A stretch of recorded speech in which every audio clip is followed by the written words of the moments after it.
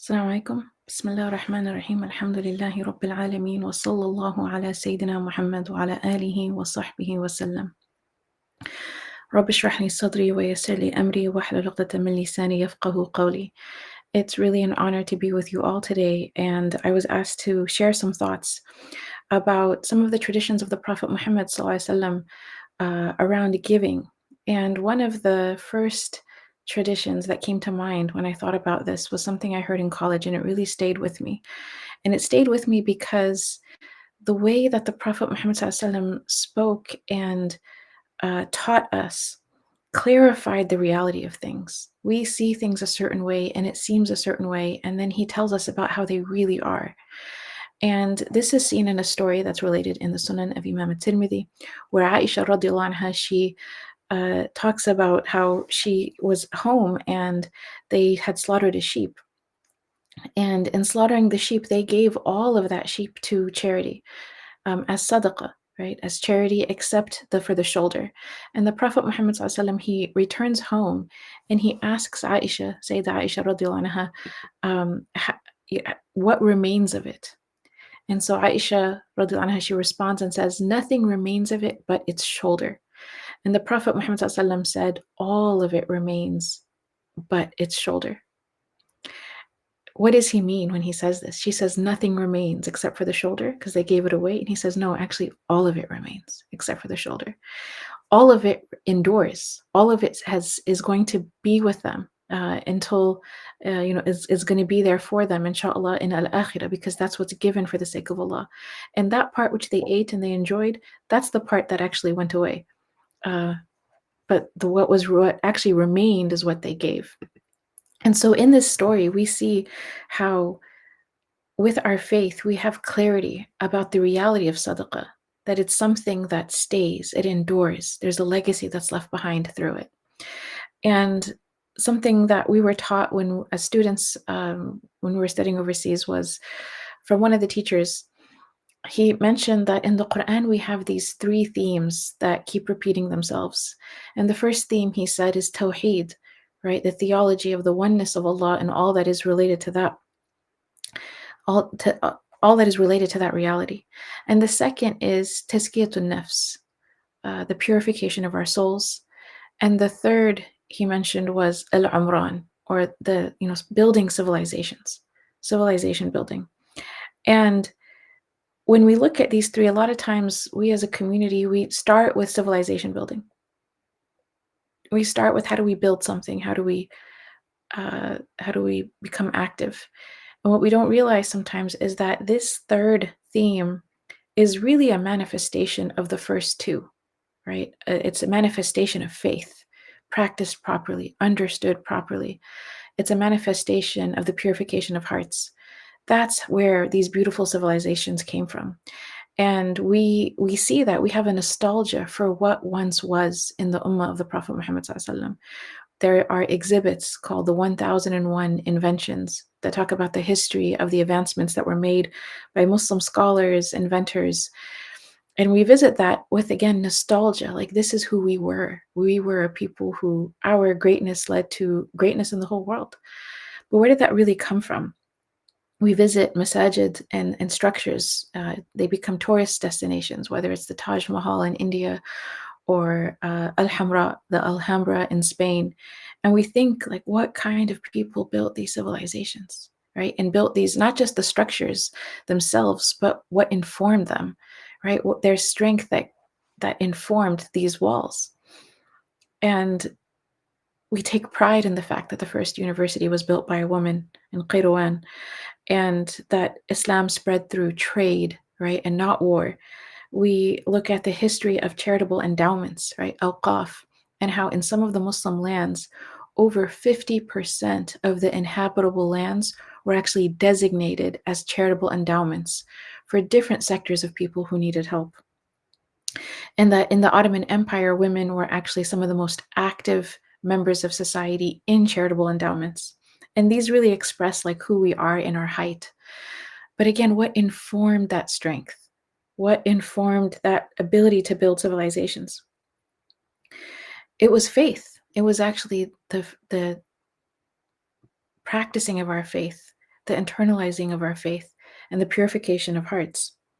There's in Surah An-Nuh, Allah subhanahu wa ta'ala shows us in the story of Surah An-Nuh how outward worldly blessings and prosperity are related to spirituality and related to spiritual strength. Nuh alayhi salam, and this is what he says in Surah Nuh, فَقُلْتُ اسْتَغْفِرُوا رَبَّكُمْ إِنَّهُ كَانَ غَفَّارًا يُرْسِلِ السَّمَاءَ عَلَيْكُمْ مِدْرَارًا وَيُمْدِدُكُمْ بِأَمْوَالٍ وَبَنِينَ وَيَجْعَلْ لَكُمْ جَنَّاتٍ وَيَجْعَلْ لَكُمْ أَنْهَارًا. Nuh says, فَقُلْتُ, I said, seek your Lord's forgiveness. Right? He's addressing his people. Turn to your Lord in forgiveness. Seek his forgiveness, for he is truly most forgiving. He will shower you with abundant rain. Right?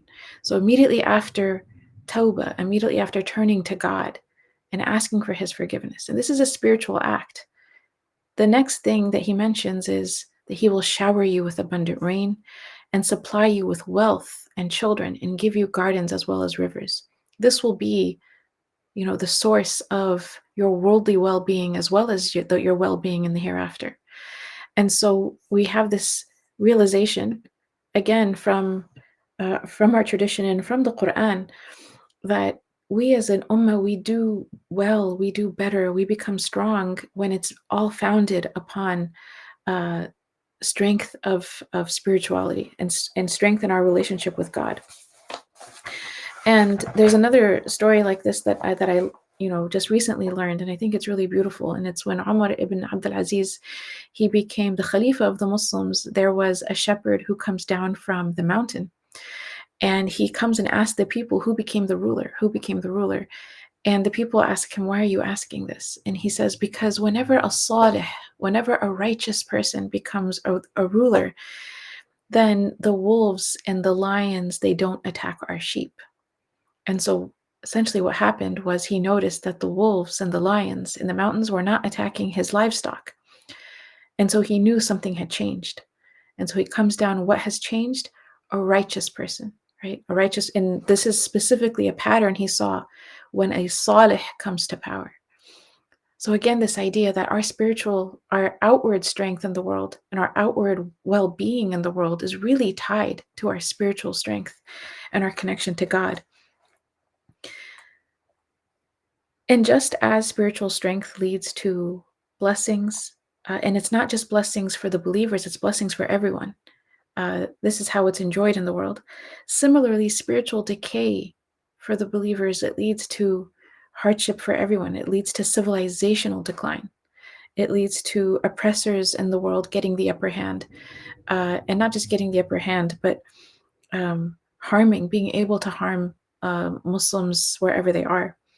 The Prophet Muhammad ﷺ, he, in a narration that's in the hadith of the Sunan of Abi Dawood, he says that the different nations will set upon you, meaning the Muslims, just as the one who's dining sets upon their food, right? People who are sitting down to dine, to eat, how they devour their food, right? That's the different nations of the world will do that to the Muslims.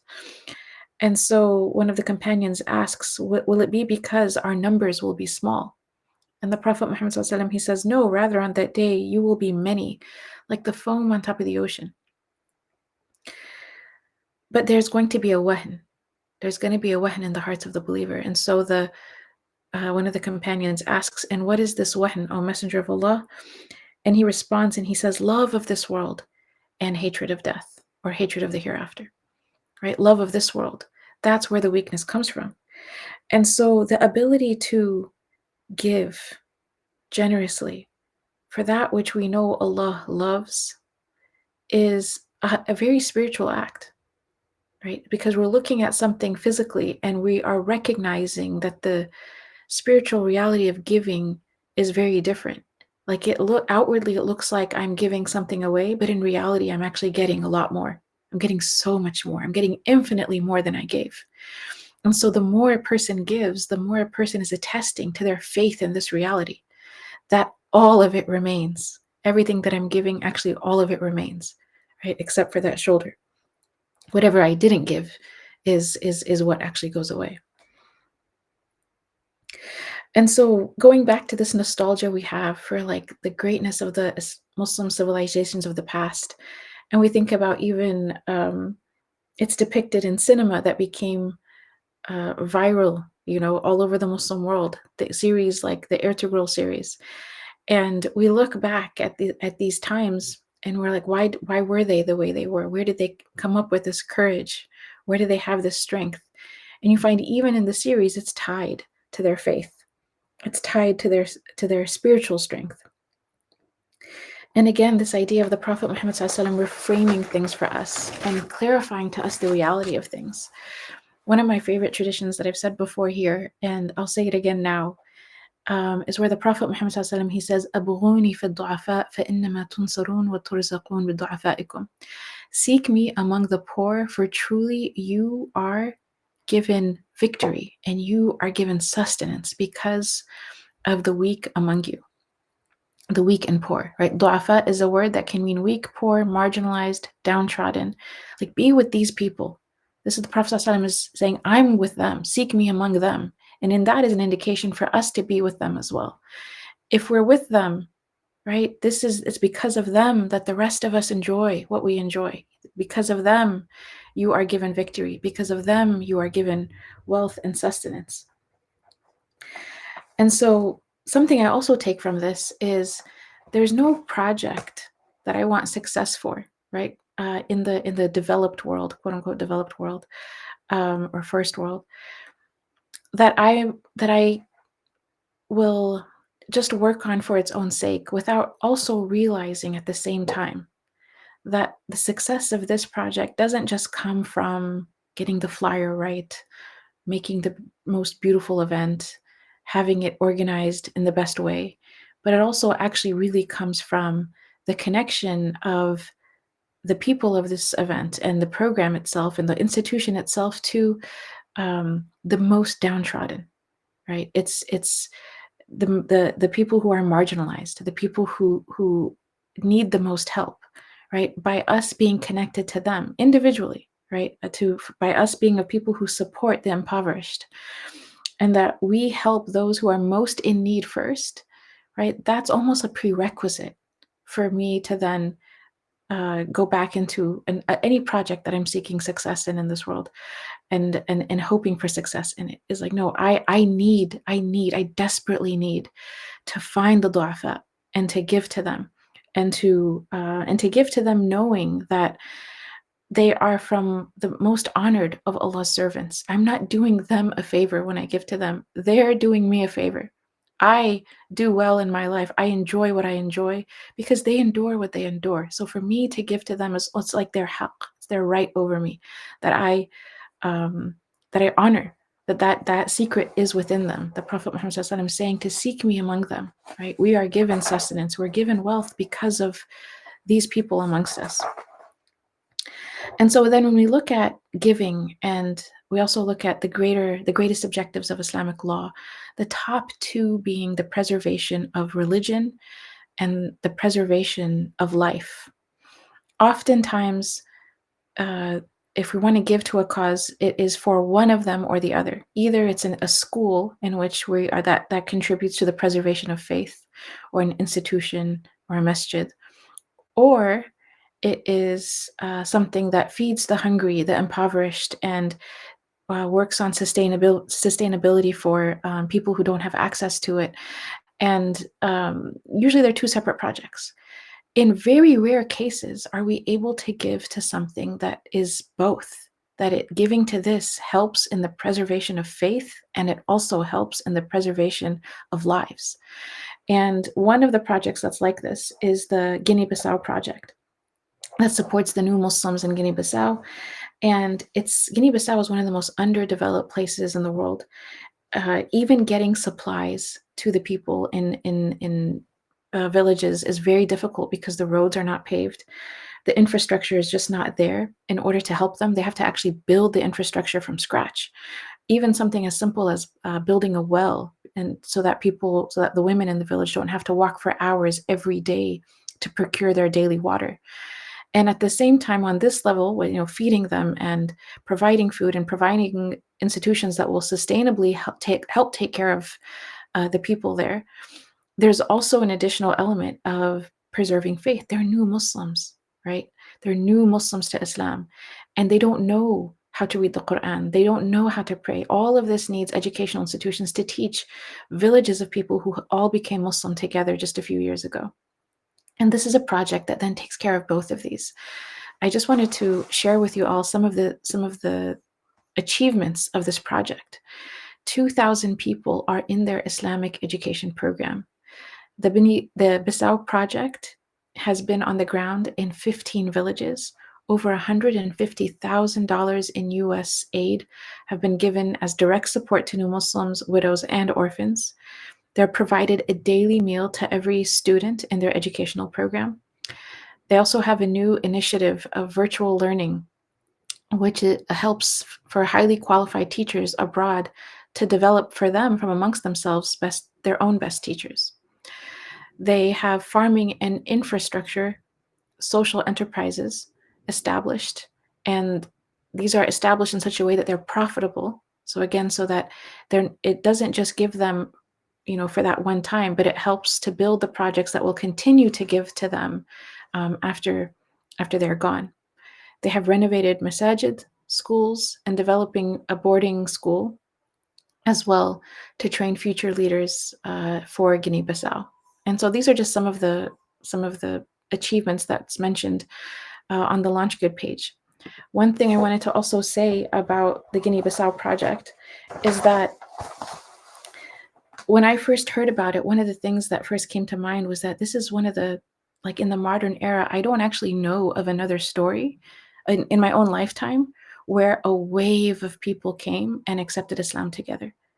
Like in my own lifetime, I don't know about another story like this, where the Bolanta, a tribe of people, and which encompasses many, many people, they all come together and they take the Shahada together. Like that's an amazing sign for our times, and to be of service to these Muslims, to these new brothers and sisters that we have, and to help them to preserve their help in the preservation of their faith, which first requires institutions of learning, and also the preservation of their lives and livelihood, which requires institutions and infrastructure for their villages to thrive with prosperity.